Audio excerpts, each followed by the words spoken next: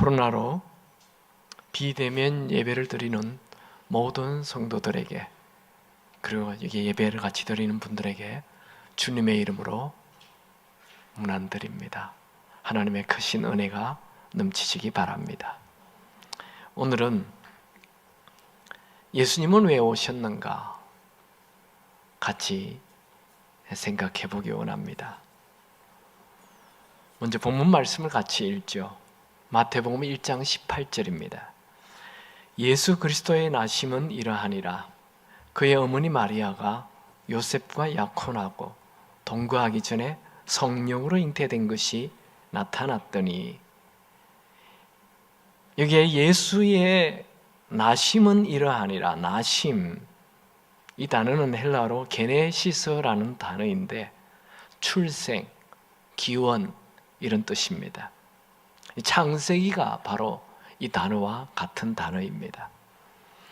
예수 그리스도 안에서 새로운 창세기가 시작된다는 거죠. 구약 창세기는 모든 것을 새롭게 창조하신 하나님께서 이제 신약 예수님을 통해서 또 모든 것을 새롭게 창조하신다는 것입니다. 사람은 예수를 믿기 전과 예수를 믿은 이후는 완전히 다릅니다. 구약의 하나님께서 모든 것을 창조하시기 전에, 그때는 혼돈과 공허와 흑암이 가득했어요. 그런데 하나님의 신 성령께서 함께 할 때 이 혼돈이 질서로, 공허함이 충만함으로, 그 흑암이 환한 빛으로 이렇게 바뀌었어요. 이것은 우리 개인에게도 똑같습니다. 예수를 믿기 전에는 혼돈이에요. 뭘 해도 혼돈입니다. 예수 믿기 전에는 무엇을 해도 공허합니다. 아무리 많은 돈을 가지고 아무리 큰 성공을 해도 공허해요.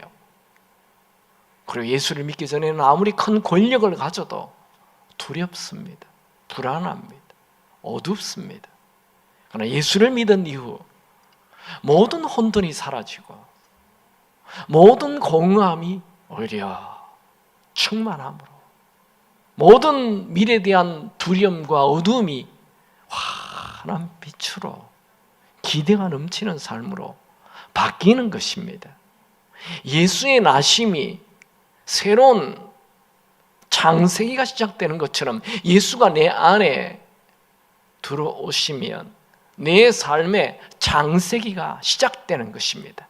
여러분, 예수로 인하여 여러분의 삶에 새로운 삶이 열리게 되기를 바랍니다. 마리아와 요셉은 약혼한 사이입니다. 히브리인들의 약혼은 키두싱이라고 불려집니다. 이 키두싱이라는 히브리인들의 약혼은 우리 한국의 약혼과는 좀 다릅니다.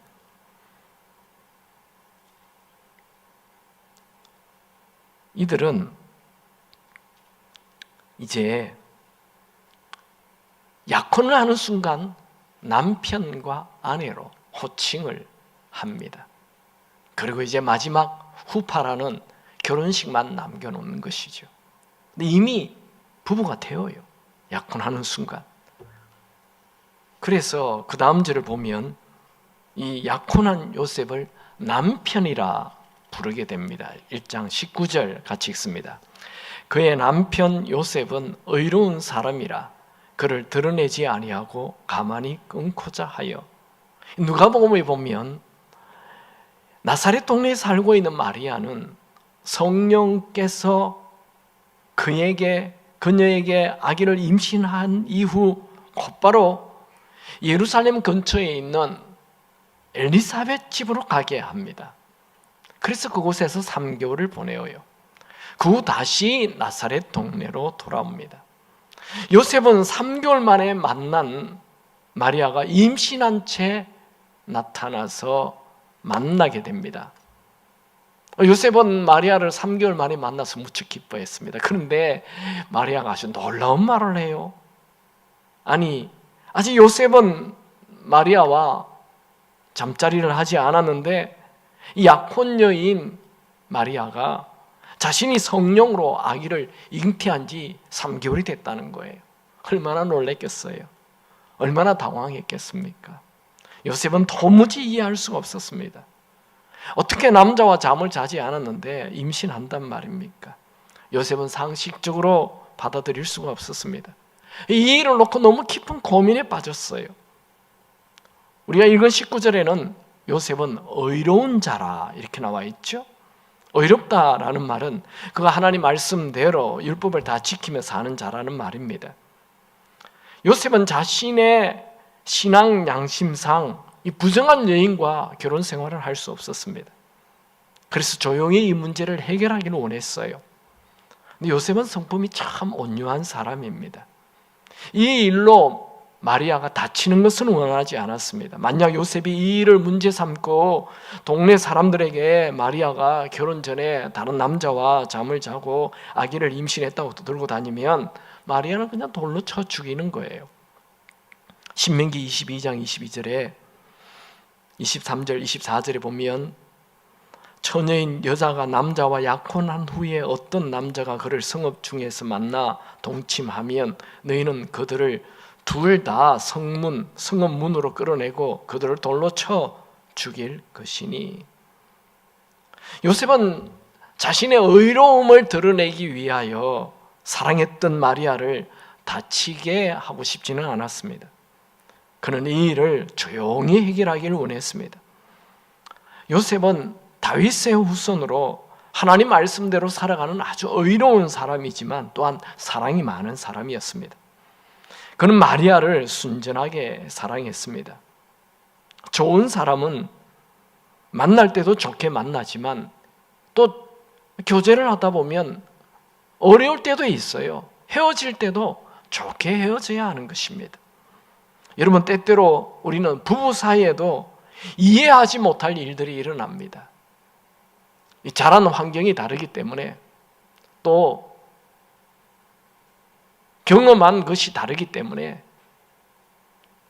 별것 아닌데도 아주 크게 다툴 수가 있어요. 그건 오해로 인하여.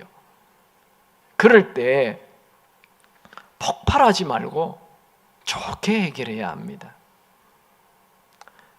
여러분은 그렇게 되시기 바랍니다. 또 그렇게 사시고 계시겠죠? 네. 요셉은 이 일을 드러내지 않고 가만히, 즉 은밀하게 해결하기를 원했습니다. 그는 조용하게 마리아와의 관계를 정리하려고 했습니다. 요셉이 이 일을 자나깨나 얼마나 고민이 많았겠습니까? 자나깨나 고민하고 있을 때 잠깐 잠이 들었던 것 같습니다. 그때 천사가 나타나요. 마태복음 1장 20절 같이 읽습니다. 이 일을 생각할 때에 주의 사자가 현몽하여 이르되 다윗의 자손 요셉아 내 아내 마리아 데려오기를 무서워하지 말라. 그에게 잉태된 자는 성령으로 된 것이라. 이게 현몽하여, 이 말은 꿈에 나타났다는 말이죠. 요셉은 이 마리아가 임신했다는 것 때문에 너무 고민에 빠져서 계속 생각하다가 잠이 들었는데 그때 천사가 나타났어요. 천사는 요셉을 향해 첫 마디가 다윗의 자손 요셉아 이렇게 불렀어요. 다윗의 자손. 다윗은 왕족이죠.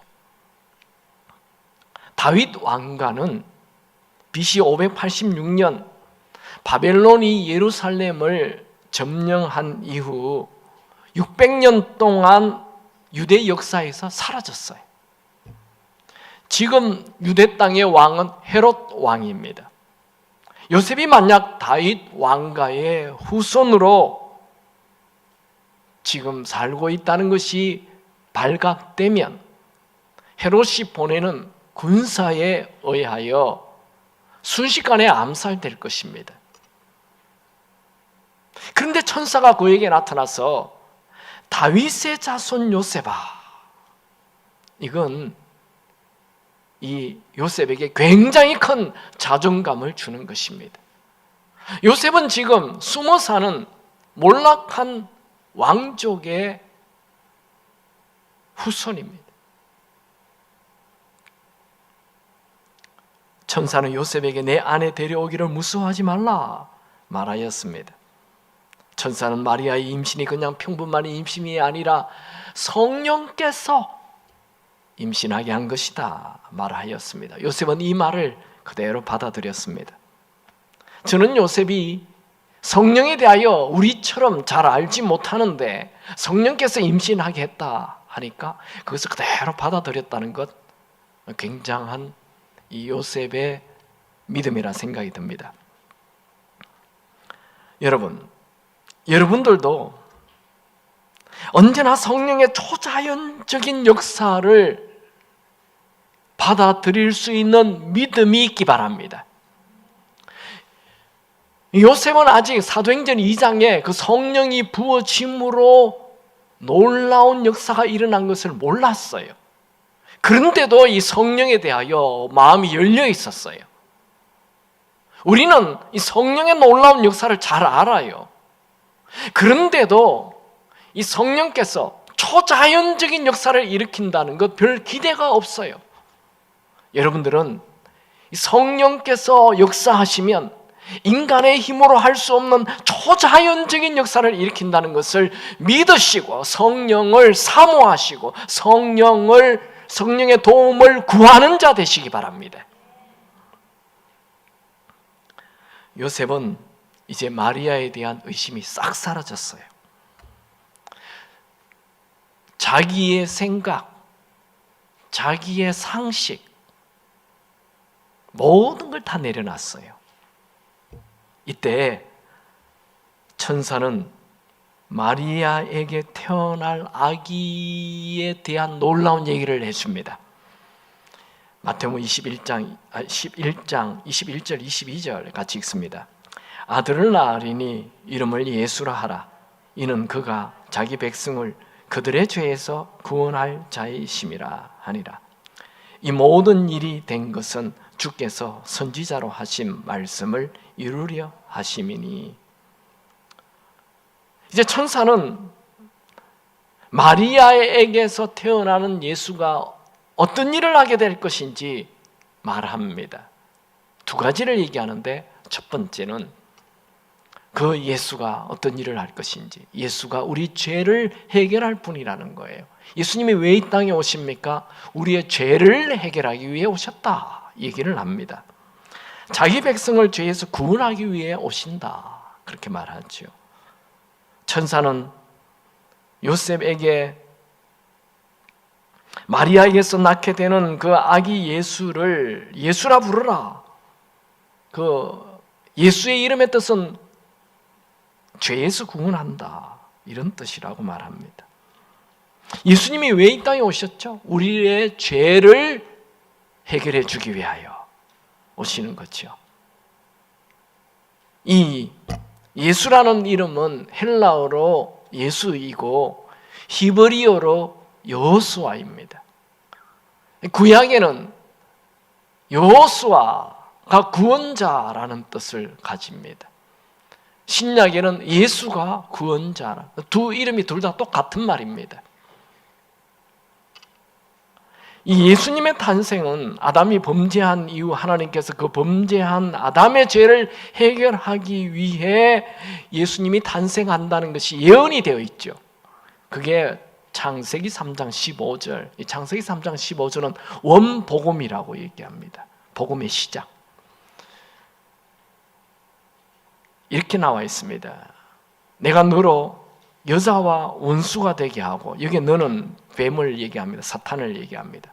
내 후손도 여자의 후손과 원수가 되게 하리니 여자의 후손은 내 머리를 상하게 할 것이요 너는 그의 발꿈치를 상하게 할 것이라 하시고, 아담이 지은 죄 문제를 해결할 아이는 아담의 피를 물려받는 이 남자의 후손이 아닌 여자의 후손에서 태어날 것을 예언합니다.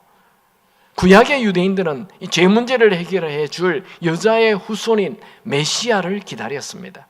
그래서 구약의 유대인들은 자기 아들이 메시아가 되었으면 좋겠다 해서 여호수아라는 이름을 많이 지었고, 신약 유대인들은 예수라는 이름을 많이 지었습니다. 구약 시대는 죄를 지으면 어린 양을 잡아 죽여서 피를 흘리게 함으로 죄값을 대신 치르게 하였습니다. 왜냐하면 피 흘림 없이는 죄가 사함받지 않기 때문이죠. 히브리서 9장 22절, 피 흘림이 없이는 사함이 없느니라. 그럼 출애굽할 때 이 10가지 재앙이 내리는데, 마지막 재앙이 그 어린 양의 피를 문설주에 바르면 이 어린 양이 죽는 저주가 넘어간다, 그렇게 말씀하여 유월절이 생깁니다. 이 저주가 넘어간다, 유월한다 해서 유월절이 생겨요. 출애굽 12장 13절에 내가 애굽 땅을 칠 때에 그 피가 너희가 사는 집에 있어서 너희를 위하여 표적이 될지라, 내가 피를 볼 때에 너희를 넘어가리니, 이게 유월절의 시작입니다. 재앙이 너희에게 내려 멸하지 아니하리라. 어린 양의 피를 문설주에 바르면 이 재앙이 넘어갔어요. 그래서 유월절이 생깁니다. 예수님은 유월절에 어린 양으로 인간이 지은 모든 죄의 대가를 지불하기 위해 예수님이 이 세상에 오셨어요. 성경은 분명하게 말합니다. 마태복음 20장 28절에 인자가 온 것은 섬김을 받으려 함이 아니라 도리어 섬기려 하고 자기 목숨을 많은 사람의 대속물로 주려 함이니라. 유월절은 1년에 한 번 모든 유대인들이 지킵니다. 유월절은 유대인들의 1월 1일이에요. 그들은 우리의 달력하고 달라요. 우리는 태양력으로 1월 1일이 새해가 시작되지만 그들은 유월절 4월에 그들의 1월 1일이 시작이 돼요. 근데 그 사람들의 유월절이 1월 1일이 된다라는 것, 굉장히 오히려 우리가 본받아야 할 부분이지 않나 생각해요. 죄를 다 해결하고 새해가 시작되는 거죠. 여러분들도 그렇게 하시기 바랍니다. 이제 곧 한 2주 지나면 새해가 시작되는데, 죄 문제를 싹 해결하고 그렇게 새해를 맞이하기 바랍니다. 또 어떤 분들은 그러면 2주 남았다, 실컷 죄 짓고 이제 1월 1일부터 이제 죄 그러면 안 됩니다. 우리 매일매일이 다 새해죠. 새로운 하루하루 하나님이 주신 귀한 날들이죠.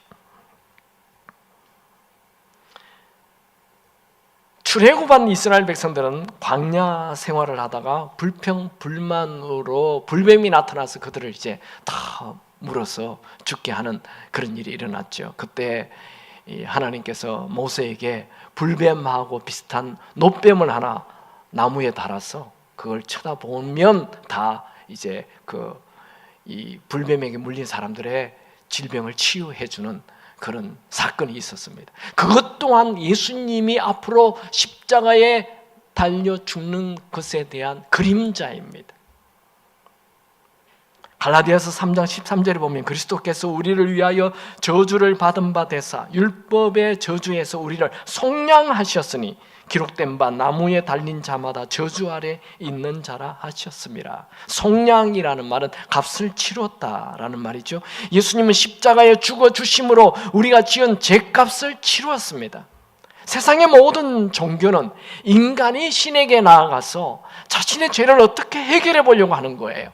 선행으로, 정성으로, 열심으로, 돈으로, 도덕으로, 이런 것을 자력구원이라고 해요. 내 노력으로 나를 어떻게 구원해 보려고 하는 자력구원.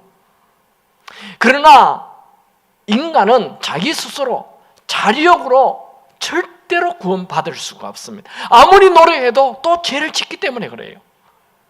정직한 사람은 자기를 바라보면 나는 죄인이다 이렇게 생각하게 되어 있어요. 뻔뻔스러운 사람은 죄를 짓고도 나는 죄인 아니다 얘기하죠. 정직한 사람은 내가 아무리 선행을 하고 아무리 노력을 해도 내가 죄인이다 그렇게 인정할 수밖에 없습니다. 사람은 자기가 지은 죄는 절대로 자기 힘으로 해결할 수가 없습니다. 그래서 세상에 있는 모든 종교는 다 헛수고다 이 말입니다. 왜? 인간의 노력으로 어떻게 신에게 가려고 하고 있기 때문에 그래요. 그래서 세상의 모든 종교는 헛수고예요. 인간 자체가 죄인이기 때문에 자력으로 신에게 못 가요. 자력으로 구원 못 받아요. 근데 이 세상의 종교 중에 유독 기독교만 하나님이 우리에게 오셔서 우리 죄 문제를 해결해 주시는 것입니다. 이것을 우리는 하나님의 은혜라고 말하죠. 하나님은 예수님이 십자가에 죽어 주심으로 우리 모든 죄를 다 용서해 주셨습니다. 모든 죄를 용서해 주셨습니다. 영원히 모든 죄를 용서해 주셨습니다. 별로 아멘이 별로 없어요. 예수님이 십자가에 죽어 주심으로 우리의 모든 죄가 해결되었습니다. 모든 죄가 영원히 용서받습니다. 영원히 용서받습니다. 그거 생각하면 얼마나 감사가 되는지요. 얼마나 감동이 되는지요. 얼마나 안심이 되는지요. 내 모든 죄가 내 노력이 아닌 예수님의 보배로운 피로 다 용서함을 받는다. 이건 정말 놀라운 메시지입니다. 요한일서 1장 7절 그 아들 예수의 피가 우리를 모든 죄에서 깨끗하게 하실 것이요. 천사가 요셉에게 한 말을 자세히 살펴보면 마리아를 통해 태어날 아기는 왕이라는 걸 알 수 있어요. 마태복음 1장 21절 같이 읽습니다. 아들을 낳으리니 그 이름을 예수라 하라. 이는 그가 자기 백성을 그들의 죄에서 구원할 자이심이라. 그가 자기 백성이라는 말은 예수가 왕이라는 말이 되죠. 왕은 다스리는 자입니다. 왕은 주인입니다. 여러분, 예수님을 주인으로 그리고 죄 문제를 해결해 주시는 구세주로 영접하는 자는 모든 죄가 영원히 사해지고 전혀 새로운 삶을 새롭게 시작할 수 있게 됩니다. 여러분, 인간의 모든 문제는 돈 문제가 아닙니다. 사람들은 인간의 모든 문제가 돈 문제인 줄 착각하고 있습니다. 돈이 아무리 많아도 자살합니다. 돈이 아무리 많아도 맨날 부부싸움합니다. 돈이 아무리 많아도 맨날 갈등 속에 삽니다. 여러분, 돈 많은 나라일수록 자살률이 높다는 거 아시죠? 돈이 인생의 답 아닙니다.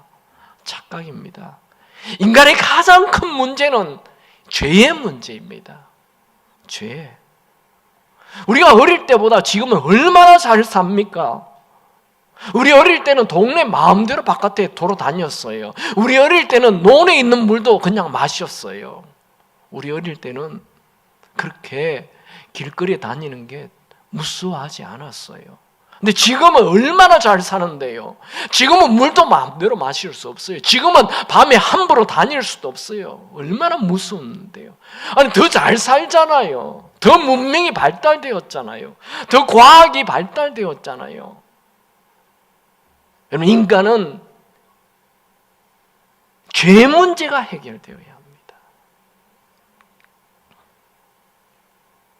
왜 우리나라가 20년, 30년 전보다 훨씬 더 잘 살게 되었는데 폭력과 간음과 거짓과 분노가 많아졌습니까? 죄 때문입니다. 왜 가족 간의 갈등이 많아집니까? 죄 때문입니다. 왜 우울합니까? 왜 분노가 생깁니까? 왜 두렵습니까? 죄 때문입니다. 인간의 모든 문제는 죄의 문제가 뿌리입니다. 인간의 죄는 그 누구도 해결할 수 없습니다. 그 무엇으로도 해결 안 됩니다. 돈으로 죄가 해결됩니까? 교육으로 죄가 해결됩니까? 여러분, 고학력자가 더 무서운 죄를 범한다는 거 아시죠? 죄는 성공으로 해결되지 않습니다. 죄는 유명으로 해결되지 않습니다. 현대인들은, 아니 모든 인간은 죄의 노예로 살고 있습니다. 죄는 시간이 간다고 해결되지 않습니다. 죄는 나이를 먹는다고 해결되지 않습니다. 죄는 잊어버린다고 해결되지 않습니다.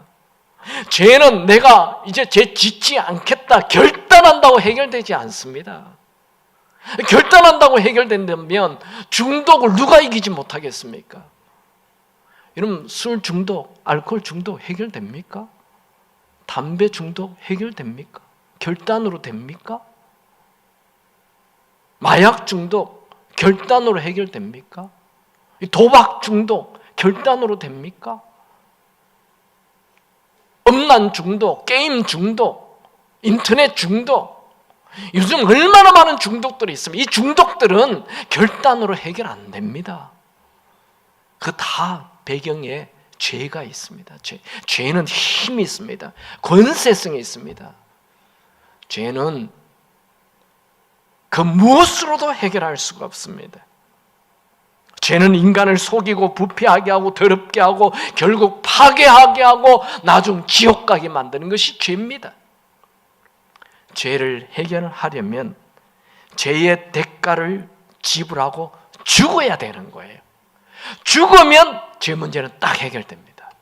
도박 죽으면 돼요. 중독 죽으면 돼요. 누가 죄 문제를 해결하겠습니까?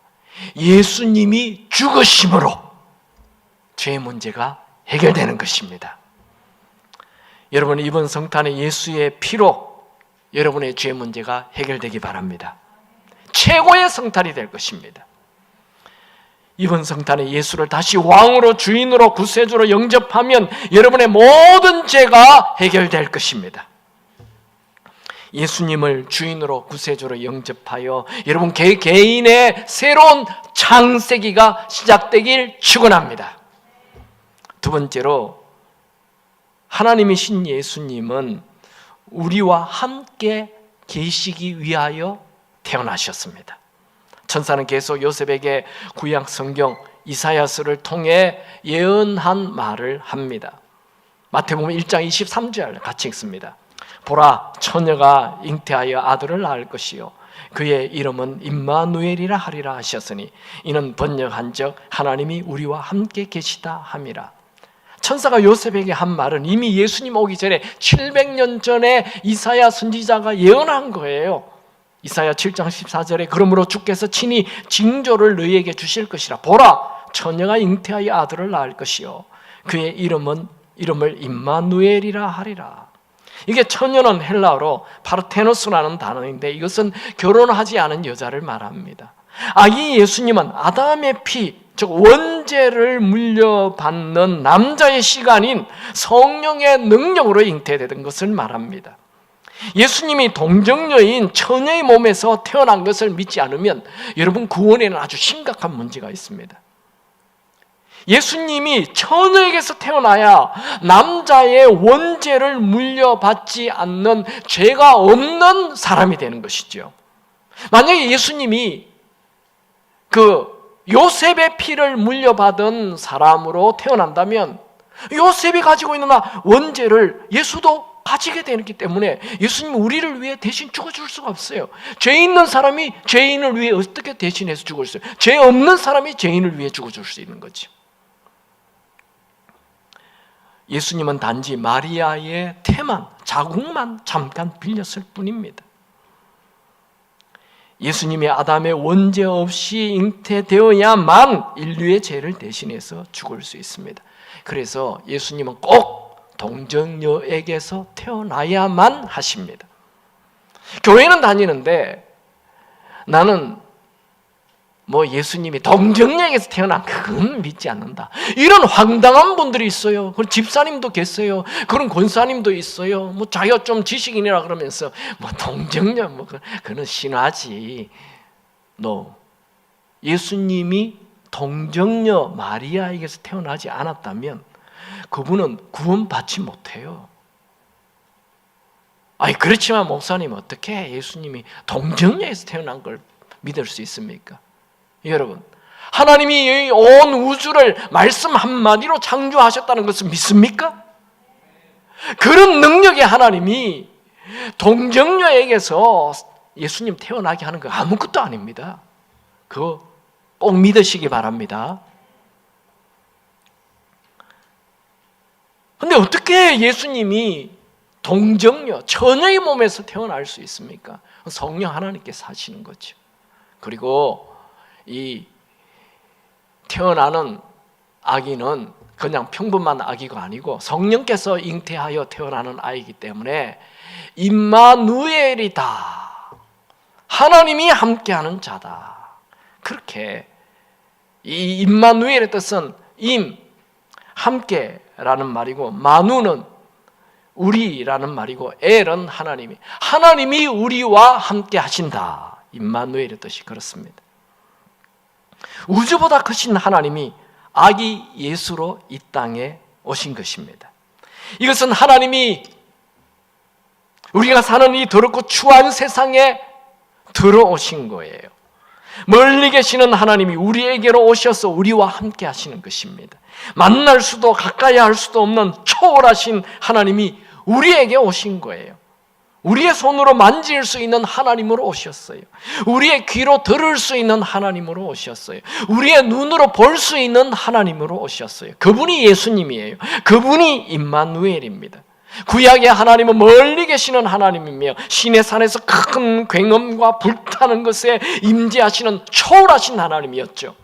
구약의 하나님은 우리가 도무지 가까이 할 수 없는 크고 높고 두려우신 하나님이십니다. 그런데 성자 하나님이신 예수님이 죄인이 사는 세상에 오셔서 나를 본 자는 아버지를 보았다.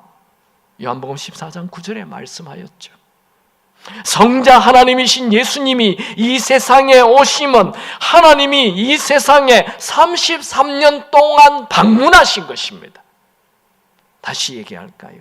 성자 하나님이신 예수님이 이 땅에 오신 것은 하나님이 이 세상에 33년 동안 방문하신 것입니다. 놀랍지 않습니까? 아멘이 안 됩니까? 우리는 예수님을 통해서 이제 하나님을 좀 가까이에서 볼 수 있게 되었습니다. 임마누엘은 하나님이 우리와 함께 하신다. 우리는 예수님 때문에 하나님에 대한 인식을 이제 완전히 바꾸게 됩니다.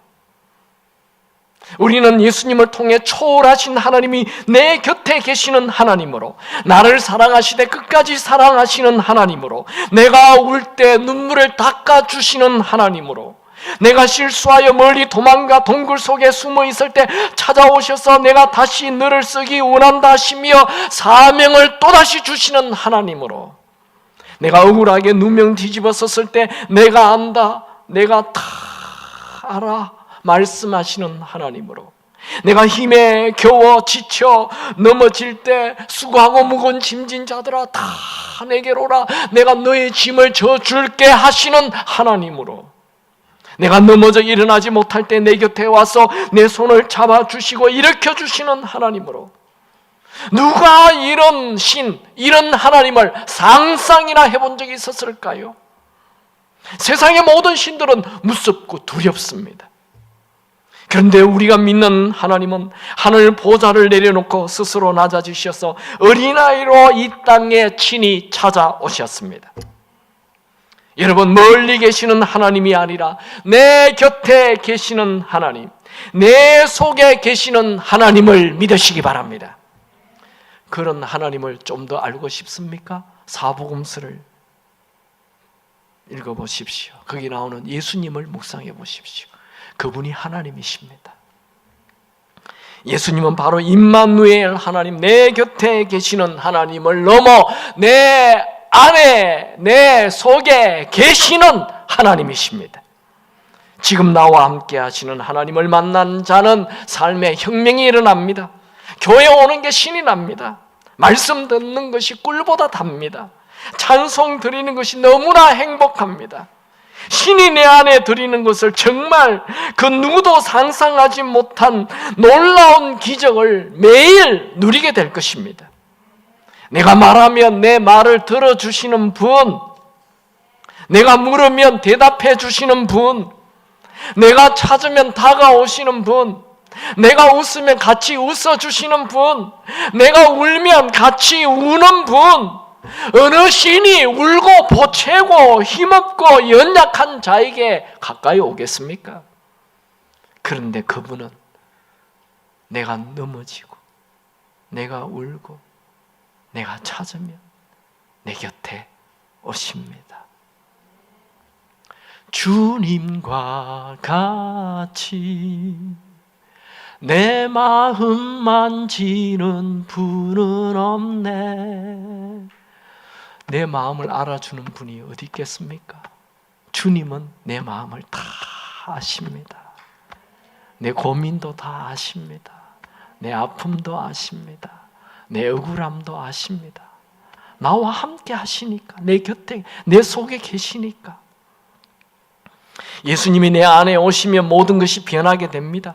여러분, 우리가 지금 가지고 있는 문제가 아무리 크다 하더라도 하나님이 함께 하시는 그 문제는 직걸보다 가볍게 될 것입니다. 여러분, 지금 나에게 아무리 큰 절망이 있다 해도 하나님이 함께 하시면 그 큰 절망도 희망으로 바뀌게 될 것입니다. 저희 교회에 오셔서 간정 집회를 했던 윤영주 장로님, 잠깐 제가 여러분들의 그 기억을 리마인드 시켜드리죠. 윤 장로님은 믿음의 집안에서 태어나 고등학생 때까지 교회를 잘 다녔어요. 근데 연세대 의대를 들어갔는데 믿음을 버리고 술과 노래에 빠집니다. 그가 부른 노래가 히트를 치고 순간 유명인이 되었습니다. 사람들의 박수갈채를 받으며 급기야 마약의 일종인 대마초를 피우기 시작했습니다. 그것이 문제가 되어서 감옥에 들어가게, 서대문 구치소 감옥에 들어가게 됩니다. TV에도 보도가 되고 그냥 온 세상 사람들이 다 그를 비난하였습니다. 어머니가 감옥에 찾아와서 아무 얘기도 안 하고 딱 성경책 하나 주고 가버렸습니다. 엄마도 자식이 싫었던 거예요. 그는 처음으로 그렇게 오랫동안 고등학생 때까지 성경 말씀을 듣고 했지만 자기 스스로 성경을 한 번도 읽은 적이 없어요. 그 차디찬 감옥에서 성경을 진짜 읽기 시작했어요. 그가 성경을 읽는 중에 예수님께서 그 추운 감옥에 갇혀있는 그에게 찾아왔습니다. 그는 임마누엘 예수님을 만난 것입니다. 그 모든 것이 달라졌습니다. 그는 그때 이를 이렇게 찬양했습니다. 주 예수 내 맘에 들어와 계신 후 변하여 새 사람 되고 내가 늘 바라던 참빛을 찾음도 주 예수 내 맘에 오시 주 예수 내 맘에 들어와 계신 후 망령된 행실을 끊고 머리털보다도 더 많던 내 죄가 눈보다 더 희어졌네. 주 예수 내 맘에 오심 주 예수 내 맘에 오심 물밀듯 내 맘에 기쁨이 넘침은 주 예수 내 맘에 오심. 할렐루야.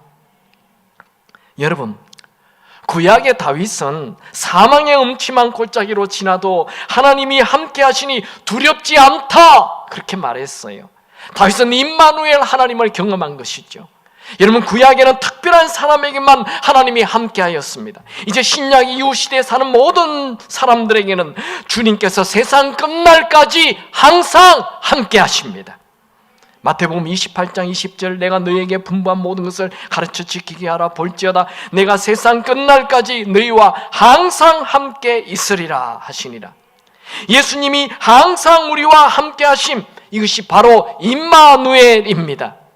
여러분 삶이 힘들고 어렵습니까? 외로워하지 마십시오. 여러분과 함께 하시는 임마누엘 하나님 주님이 계십니다. 여러분은 결코 혼자가 아닙니다. 임마누엘 하나님을 믿으십시오. 그 임마누엘 하나님을 경험하십시오. 매일매일 나와 함께 하시는 임마누엘 하나님을 누리시기 바랍니다. 성탄입니다. 예수님이 오셨죠? 첫 번째로 자기 백성을 죄에서 구원하시기 위해 오셨습니다. 예수님의 십자가의 죽으심으로 모든 죄 문제는 해결됩니다. 예수님께서 해결하지 못할 죄란 없고 용서받지 못할 죄란 없습니다. 모든 죄를 그분 앞에 털어놓으시고 그분의 피로 깨끗게 되기 바랍니다. 그리고 다시는 죄책감에 빠지지 않기 바랍니다. 예수님은 우리의 죄 문제를 해결하기 위하여 오셨습니다. 두 번째로 예수님은 왜 오셨나요? 예수님은 우리와 함께 하시기 위하여 임마누엘 하시는 하나님으로 오셨습니다. 예수님은 멀리 계시는 분이 아닙니다. 지금 우리 곁에, 아니 내 안에 계시기 위해 오셨습니다.